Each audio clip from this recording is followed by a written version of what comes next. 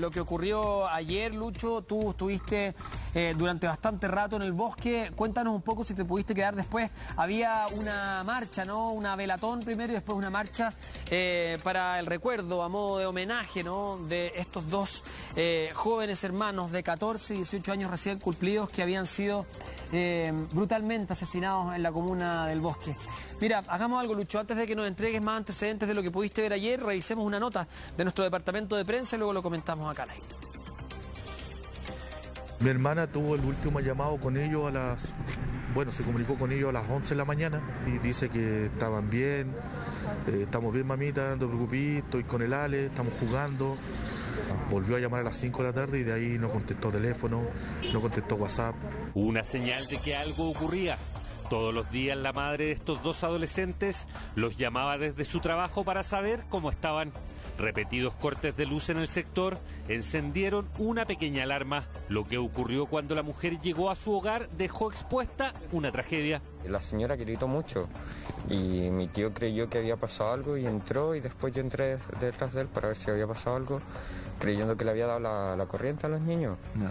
Y después resulta que estaban los dos cuerpos como en el suelo. 8:30 de la noche de este lunes y este crimen quedó al descubierto. Un adolescente de 18 años y su hermana de solo 14 yacían en el piso de un dormitorio al interior de su casa.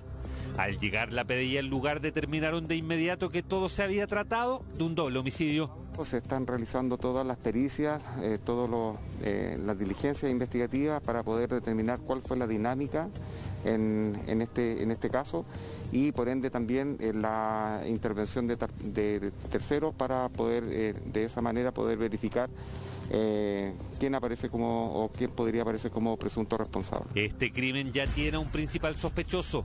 Se trata de un hombre de 35 años quien arrendaba una pieza en la casa de las víctimas.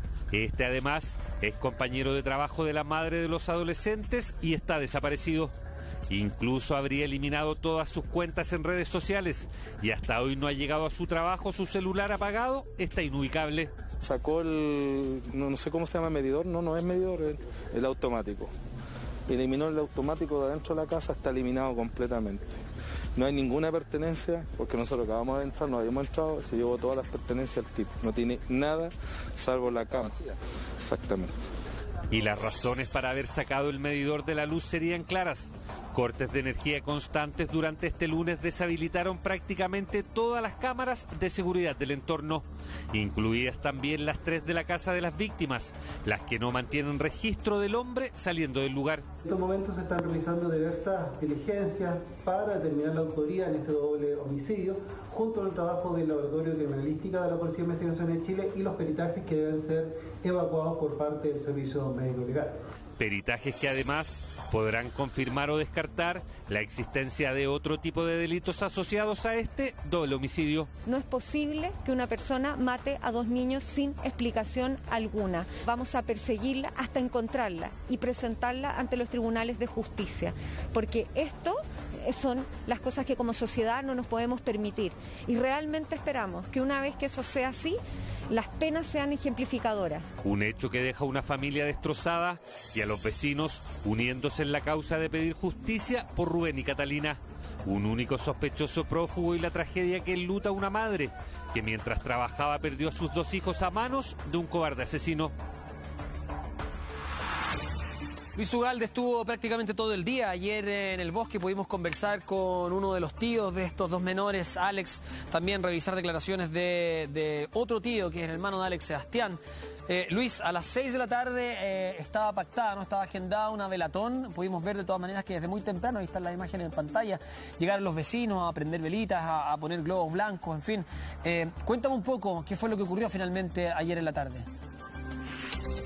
Claro, ayer a eso de las 6 de la tarde, tú lo decías, se hizo una velatón, llegó mucha gente. Hoy día conversamos con Sebastián, con uno de los tíos de los niños víctimas, conversamos también con Alex, muy a la rápida, y claro, nos contaban de que llegó mucha gente ayer en la velatón que se realizó a eso de las 6 de la tarde. Ya les entregaron los cuerpos a su familia, están siendo velados ya los niños y se espera que mañana se realicen las ceremonias fúnebres. Por otro camino, se está realizando la investigación de la policía. Durante esta jornada en redes sociales sociales aparecieron algunas alertas de que habrían visto al principal sospechoso en un balneario del litoral central. En Cartagena o El Tabo habría sido vista esta persona, presumiblemente, estamos hablando siempre del ámbito de la presunción, la policía todavía no ha confirmado ni descartado nada, habría sido divisado por algunas personas y después de eso escapó. Es lo que apareció en redes sociales referente a esta situación. Sin embargo, la investigación de la policía apunta directamente a esta persona contra quien ya se despachó orden de detención por ser el principal sospechoso de este crimen, ya que era la persona que se encontraba con los niños, que no era su madre, a la hora en la que, según los exámenes del Servicio Médico Legal, se produce la muerte de los niños. Entonces, por ello ya se despachó la orden de detención para tratar de encontrar a esta persona que cerró sus redes sociales, no llegó a su trabajo, sacó todas las cosas desde el interior de la vivienda donde él estaba arrendando. Entonces, es para la policía el principal sospechoso en este crimen. Interesante conversarlo con nuestro invitado también, Luis Ignacio Pinto, ex fiscal, profesor de Derecho de la Universidad de Finisterra. Muchas gracias, Ignacio, por estar nuevamente con nosotros. Cuando uno escucha todos los antecedentes que hay respecto al principal sospechoso, cuando este sospechoso sale de esa casa al mismo día y cuando, a pesar de que hay una orden de búsqueda, ¿no?, y de su detención, bueno, él no aparece. ¿Se puede hablar de una imputación en la investigación? O hay que bueno, evidentemente hay que presumir la inocencia hasta que se demuestre lo contrario, ¿no? Pero resulta todo muy claro. Sería muy sorprendente que esta persona finalmente se descubra que no participó, no tuvo ninguna incidencia en este crimen. Sí, bueno, buenas tardes, Humberto, Luis, buenas tardes a todos. Un gusto. La verdad es que para que exista una orden de detención tiene que haber antecedentes serios. Tenemos muchos casos muy conocidos últimamente, donde han habido antecedentes serios y otros no tan serios, conocidos públicamente. Por lo tanto, a mí me parece que la información que ha señalado Luis es súper certera y debe ser además profundizada con otras pruebas que hasta el momento quizás no conocemos. Porque para que se despache una orden de detención en contra de alguien por un delito tan grave como este, tiene que haber antecedentes muy serios. Ahora, cuando vemos los antecedentes, Luis, es un punto unido tras otro, ¿no? Se corta la luz de manera consistente ese día, era una persona que, de acuerdo a lo que decían los vecinos, era violenta, de acuerdo a lo que decía un tío de las víctimas, ¿no? Era una persona que había mentido, tenía una personalidad muy extraña, había dicho que había sido guardia de seguridad de Pinochet, del presidente, que había estado en la guerra, en fin, etcétera. Además, una vez que los vecinos le abrieron la mochila, había tenido armas blancas, bueno, y justamente el día del crimen, cuando llega la madre a la casa, esta persona había desaparecido completamente, había vaciado completamente su pieza y hoy, tras saber todo, ¿no?, de público conocimiento, que la policía lo está buscando, anda desaparecido. O sea, es muy sorprendente, insisto, sería muy sorpresivo. Yo entiendo que la presunción de la inocencia es importantísima, pero sería muy sorpresivo encontrarnos con que no tiene absolutamente nada que ver con este crimen. Es que, mira, aprovecho de saludar al ex fiscal Pinto también. Cuando la Fiscalía entrega la orden o solicita la orden de detención, necesita más que declaraciones, hechos. Claro. En este caso, a modo de ejemplo, según lo que nosotros hemos podido reportear y averiguar, se establece con el Servicio Médico Legal aproximadamente la data de muerte. La data de muerte te entrega un rango, no te entrega una hora precisa. Por ejemplo, te dirá entre 5 y 6 de la tarde que se produjo el crimen, por ejemplo. Entonces, perdón, Lucho, recordando que cuando la madre vuelve a la casa son cerca de las 9:30 de la noche, ¿no? 8:30, 9:30, 8 de la noche. No sé cuál es la data de muerte, pero te estoy dando un ejemplo. Sí. Que sea entre 5 y 6 de la tarde. Eso se tiene que sumar a el análisis de cámaras de seguridad. Nosotros estamos viendo algunas imágenes que son de días previos, pero la policía ya ha solicitado las cámaras de seguridad, que hay varias en el sector, hay muchas cámaras, las cámaras de seguridad para ver a qué hora llegó esta persona a la casa. Entonces tú con eso ya puedes tener a qué hora se encontraba el sospechoso en la casa. Y si él se encontraba a la hora que te establece el Servicio Médico Legal como la data de muerte, ya eso pasa a ser un antecedente contundente y una prueba contundente para que la Fiscalía pueda solicitar la orden de detención. A eso después ya le sumas declaraciones de vecinos o le vas complementando otras cosas, pero finalmente esos hechos para la Fiscalía son claves al momento de solicitar la orden de detención. Sí. Ignacio, ahora, ¿qué debería hacer la Policía de Investigaciones? ¿Ir a buscarlo, considerando que hay una orden de detención, pero que además, lo que nos decía Luis, que es clave, que algunas personas habrían señalado que habían visto a este tipo en el litoral central? Sí. Te voy a responder inmediatamente. Igual hay que agregar que hay un análisis del sitio de suceso que también puede entregar evidencias también, y yo creo que ha habido tiempo suficiente para levantarlas del sitio de suceso que pueden también ser relevantes. Bueno, eso también son antecedentes que vamos a conocer una vez que se produzca la audiencia de formalización.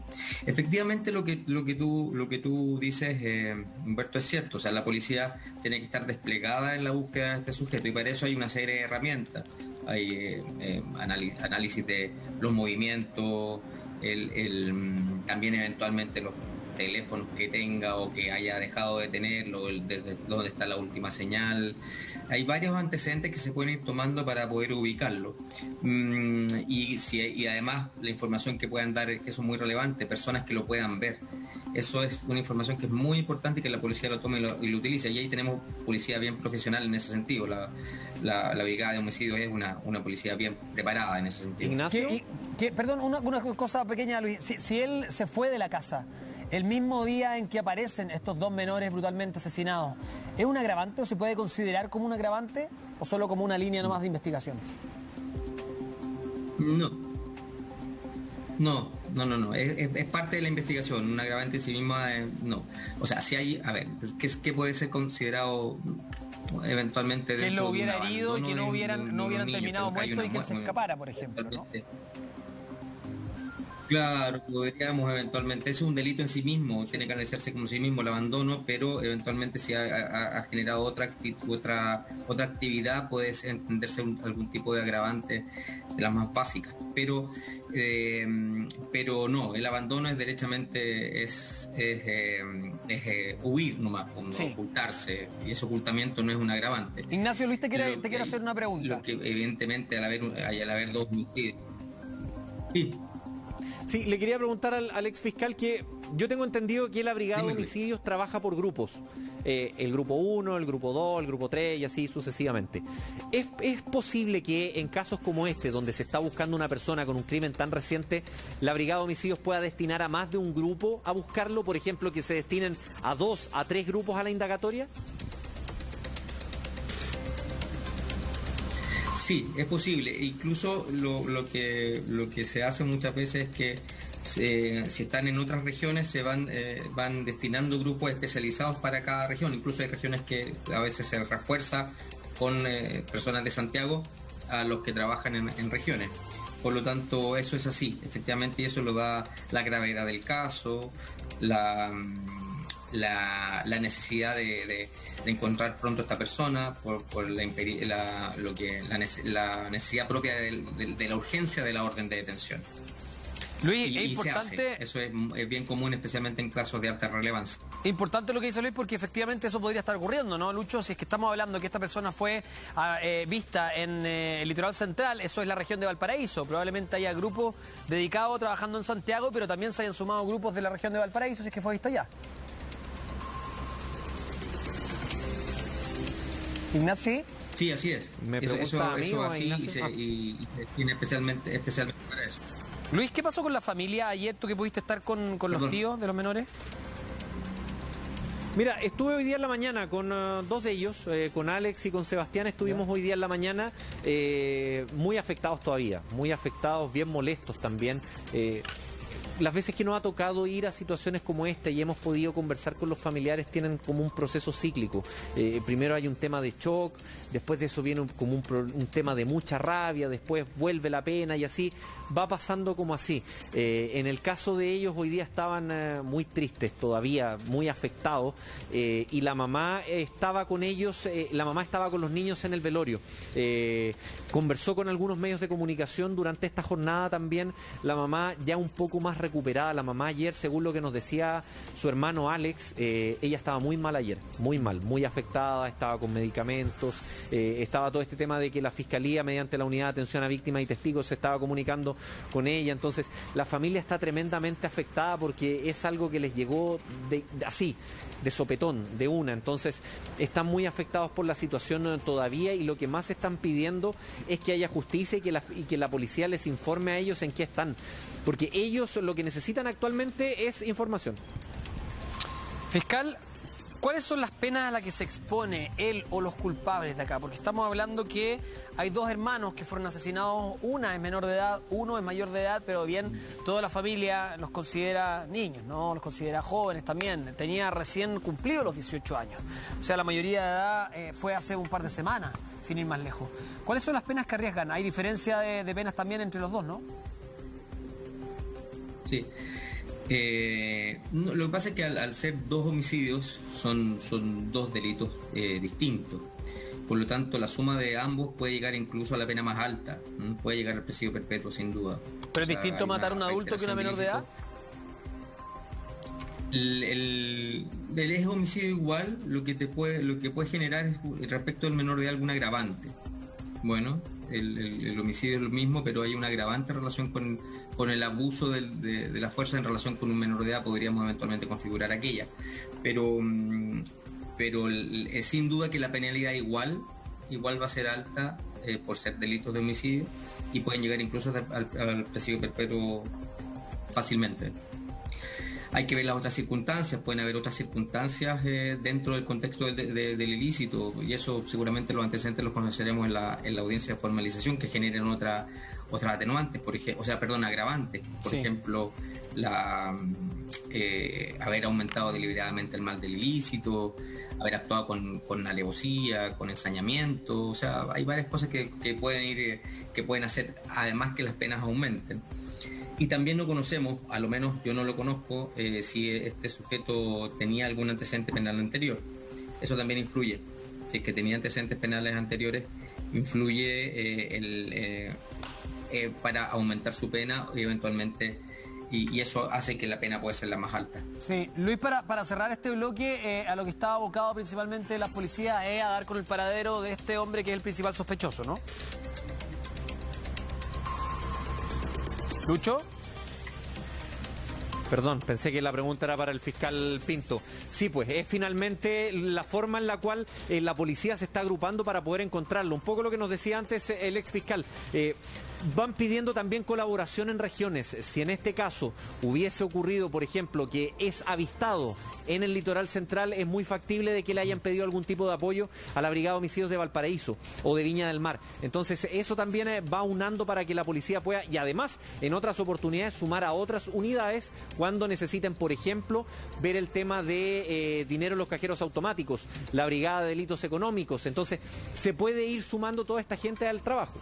Vamos a irnos a una pausa. Ignacio, te queremos agradecer haber estado con nosotros, pero vamos a pedirte que te quedes porque el próximo bloque tenemos un tema bien importante que tiene que ver con cómo operan las bandas de delincuentes en nuestro país. Y esto es muy importante. Ayer hablábamos con el papá de Tamara y se descubrió que los mismos delincuentes que habían participado en el asalto al Alto Las Condes, al mall, fueron los mismos que participaron en el asesinato de Tamara. La bala, la pistola que percutó esa bala fue la misma utilizada en los dos delitos. Y no solo eso, también se descubrió después que habían participado en otro tipo de delitos, como, ¿se acuerdan?, cuando asaltaron una galería de joyerías en Santiago. Bueno, todos ellos habrían sido parte de la misma banda. ¿De qué hablamos cuando hablamos de una banda de delincuentes? ¿De un grupo de 5, de 10, de 20, de 30? ¿Qué tan grande puede ser una banda de delincuentes o delictiva en el país? ¿Cómo se dedican a distintos tipos de robo? Lo vamos a tratar de desmenuzar en el próximo bloque con una nota y además conversándolo con nuestros invitados. Quédense con nosotros acá en Contigo en Directo.